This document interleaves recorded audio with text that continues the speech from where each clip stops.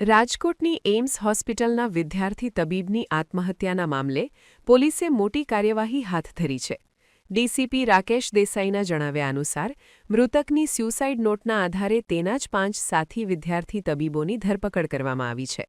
તપાસમાં બહાર આવ્યું છે કે આ 5 આરોપીઓ રતનલાલને સતત શારીરિક અને માનસિક ત્રાસ આપતા હતા અને અવારનવાર તેની સાથે મારપીટ પણ કરતા હતા.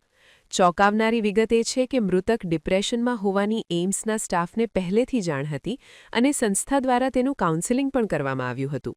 તેમ છતાં આ ગંભીર રેગિંગ અંગે એમ્સમાં કોઈ સત્તાવાર ફરિયાદ નોંધાઈ નહોતી. હવે પોલીસ આ મામલે એમ્સના સત્તાધીશો, પ્રોફેસરો અને વહીવટી સ્ટાફની પણ કડક પૂછપરછ કરશે. ગઈ તારીખ 14 માર્ચના રોજ રાજકોટ શહેરના ગાંધીગ્રામ પોલીસ સ્ટેશન વિસ્તારમાં એમ્સમાં ફાઇનલ યરમાં ભણતા વિદ્યાર્થી રતનકુમાર મેઘવાલ દ્વારા ગાંધીગ્રામ પોલીસ સ્ટેશન વિસ્તારમાં આત્મહત્યા કરવામાં આવી છે. જે અનુસંધાને મરણ જનારના પિતા દ્વારા ગાંધીગ્રામ પોલીસ સ્ટેશનમાં આત્મહત્યાના દુષ્પ્રેરણ અને એટ્રોસિટી એક્ટ અંતર્ગત ફરિયાદ દાખલ કરવામાં આવી છે. આ ગુનાની તપાસ એસીપી SC/ST સેલ દ્વારા ચલાવવામાં આવી રહી છે અને આના અનુસંધાને ફરિયાદમાં જણાવેલા 5 આરોપીની પોલીસ દ્વારા ધરપકડ કરવામાં આવી છે. સુસાઇડ નોટમાં જણાવ્યા મુજબ આ મરણ જનારને 5 આરોપીઓ દ્વારા શારીરિક અને માનસિક પ્રતાડના કરવામાં આવતી હતી તેવું જણાવેલું છે. જેના આઈઓ દ્વારા નામદાર કોર્ટમાં કોઈ રિમાન્ડની માંગણી કરવામાં આવેલી નથી. સુસાઇડ નોટ છે પ્લસ એણે એના કોલેજમાં જે ફરિયાદ કરેલી છે આ બધા મુદ્દાના આધારે તપાસ ચાલુ છે.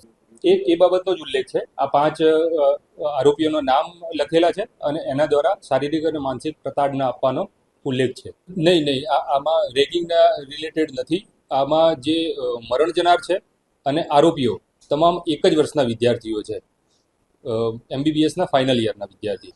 આ જ આરોપીઓ દ્વારા ફરિયાદીને શારીરિક અને માનસિક પ્રતાડના કરવામાં આવી છે, મારપીટ કરવામાં આવી છે એવો સુસાઇડ નોટમાં ઉલ્લેખ છે.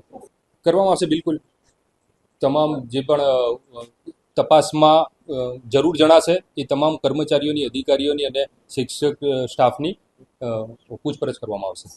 નહીં, એવી અત્યાર સુધી મારા ધ્યાન ઉપર આ વિગત નથી આવી.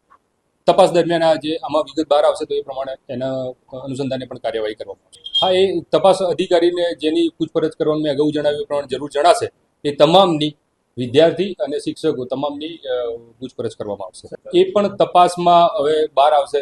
ગઈકાલે બનાવ બન્યો છે, ગઈકાલે ફરિયાદ દાખલ થઈને અરેસ્ટ કરી અને નામદાર કોર્ટમાં રજૂ કર્યા છે. એટલે હજુ તપાસને એક જ દિવસ થયો છે. ગઈકાલે પાછો રવિવાર પણ હતો. એટલે હવે ચાલુ દિવસમાં એમાંથી જે પણ ડોક્યુમેન્ટેશન એમ્સ હોસ્પિટલમાંથી મેળવવાના છે એ તપાસ અધિકારી દ્વારા મેળવવામાં આવશે.